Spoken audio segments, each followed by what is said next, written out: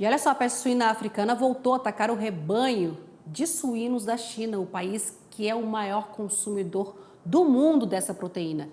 E como fica então o mercado brasileiro? Pode aquecer com isso? Esse é um dos assuntos de hoje que eu converso agora com o nosso analista, o colunista Fernando Iglesias, que é analista de pecuária das safras e mercado.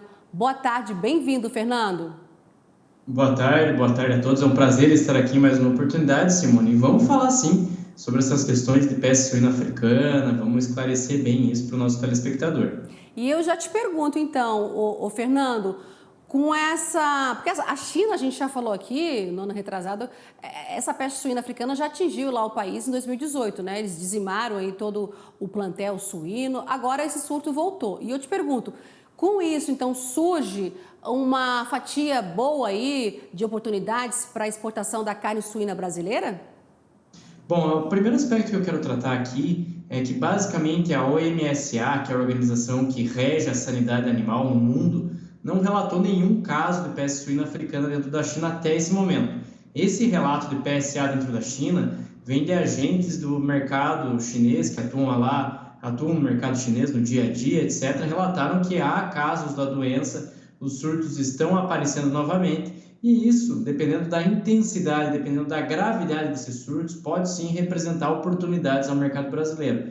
Mas precisa realmente de algo de muita gravidade para justificar um avanço chinês nas compras de proteína animal. Então, realmente precisa de um evento muito parecido com aquilo que aconteceu lá em 2017 e 2018 para justificar aí uma agressividade grande nas vendas brasileiras de proteína de origem animal. Então, tem que ter calma, cautela com relação, mais uma vez, né, com relação a essa informação, mas é uma notícia importante. Se realmente tiver muitos focos da doença dentro da China, vão haver boas oportunidades para o mercado brasileiro, sim. Ou seja, você falou muita calma nessa hora. Então, por enquanto, são apenas relatos, surtos em pequenas regiões. Seria isso, Fernando?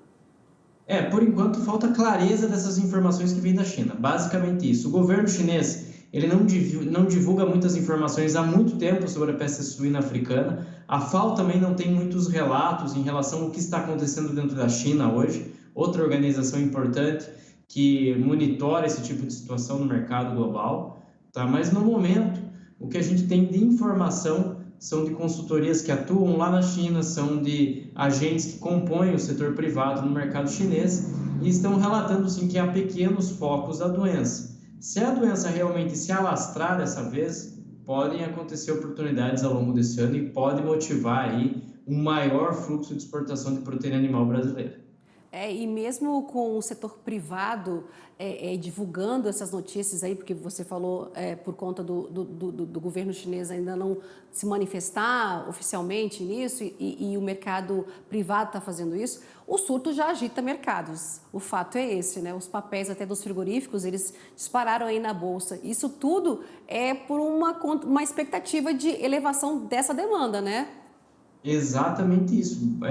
A consequência dessa notícia da peste suína africana foi o gatilho para esse movimento de alta que nós tivemos hoje dentro da Bovespa em relação às ações dos frigoríficos e da mesma forma que os contratos futuros de boi gordo na B3 também estão subindo em função dessa informação. Tá? Naquela ocasião do surto de peste suína africana, gerou uma lacuna de oferta muito grande dentro da China que ofereceu uma oportunidade de comercializar a proteína animal que o Brasil não tinha.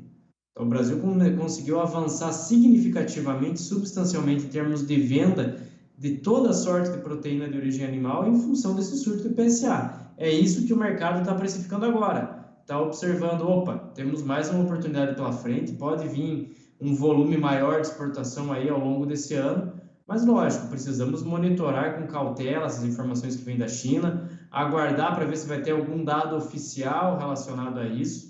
Daí como que o mercado futuro chinês na bolsa de Dalian vai repercutir essas questões envolvendo a peste suína africana.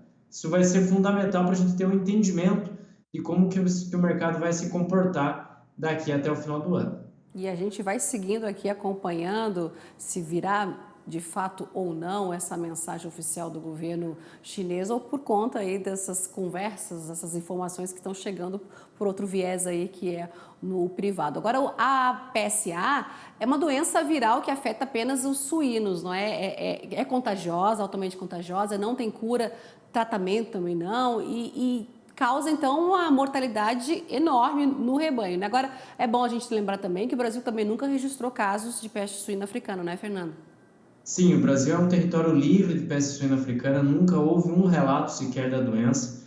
Hoje, os maiores focos de peste suína africana estão na Ásia e na Europa. Tá? Então, basicamente, o Brasil segue como um território livre da doença, assim como também está livre da influenza aviária. Então, o Brasil, do ponto de vista de sanidade animal, está conseguindo aí se manter ileso das principais doenças, das doenças mais graves que afetam aí rebanhos ao redor do mundo.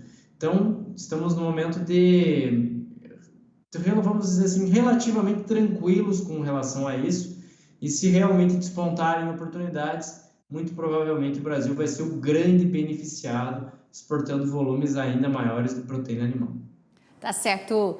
Mudando agora de proteína, nada aí, né, Fernando, da abertura das exportações da carne bovina para a China. Vamos continuar na China aí, nosso principal comprador de proteínas.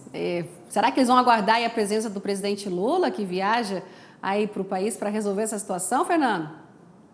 Existe essa possibilidade nos bastidores, o que a gente tem acompanhado é exatamente isso, tá? Que as autoridades chinesas vão aguardar essa visita do Lula, essa visita que autoridades aqui do Brasil vai fazer no final do mês, para aí sim retomar as exportações. Tá? Pelo menos até o momento, até essa semana não tivemos grandes notícias sobre reuniões entre autoridades brasileiras com autoridades alfandegárias chinesas, não teve nada nesse sentido ao longo dessa semana. Então o mercado fica em compasso de espera, o frigorífico exportador está aguardando essa retomada da China, as compras de proteína animal, de carne bovina aqui do Brasil. Seria muito importante que isso acontecesse o mais breve possível.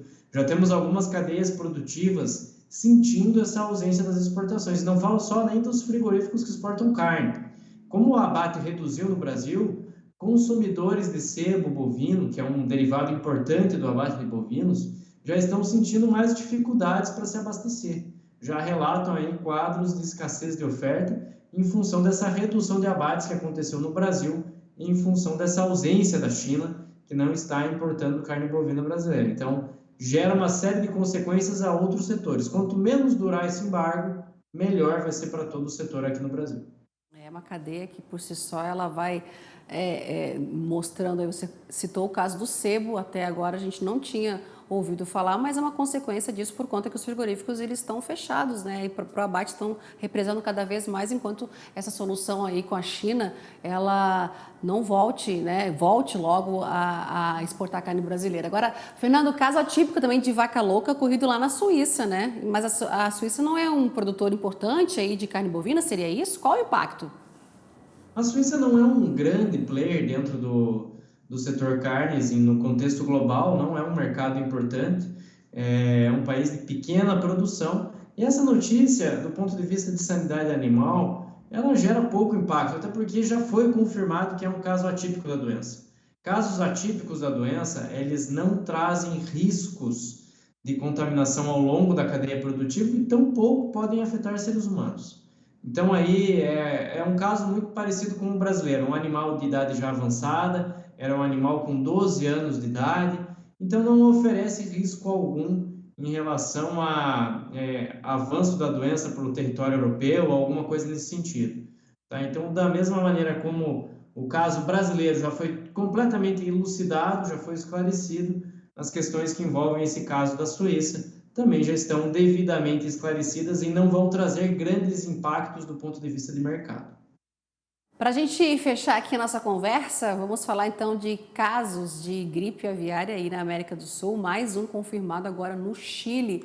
Isso movimenta o mercado brasileiro de alguma forma ou não? Bom, a única coisa que está acontecendo aqui no Brasil com esses casos que estão se aproximando aqui do território brasileiro é um aumento da fiscalização. As autoridades brasileiras estão reforçando a fiscalização, O território brasileiro é imenso, então tem uma vasta área a ser cuidada. Eu diria que a região sul é uma região sensível, então é nessa região que os esforços têm se concentrado em termos de fiscalização. Tá? Tivemos um caso, por exemplo, no Uruguai, que foi a 160 quilômetros da fronteira com o Brasil. Então, basicamente, o que nós temos acompanhado aqui no mercado brasileiro é uma vigilância reforçada. O Chile não é um grande exportador de carne de frango, ele também optou por suspender preventivamente suas exportações de proteína da carne de frango, mas de qualquer forma o Chile anualmente tem a projeção de exportar em torno de 160 mil toneladas. Se somarmos Chile e Argentina, não dá no ano, né, exportações anuais, não dá um mês de exportação brasileira de carne de frango. Então não é muito representativo, e se realmente se alongar esse período de suspensão das exportações chilenas e argentinas, o Brasil consegue absorver esses volumes aí com grande facilidade, com muita tranquilidade realmente.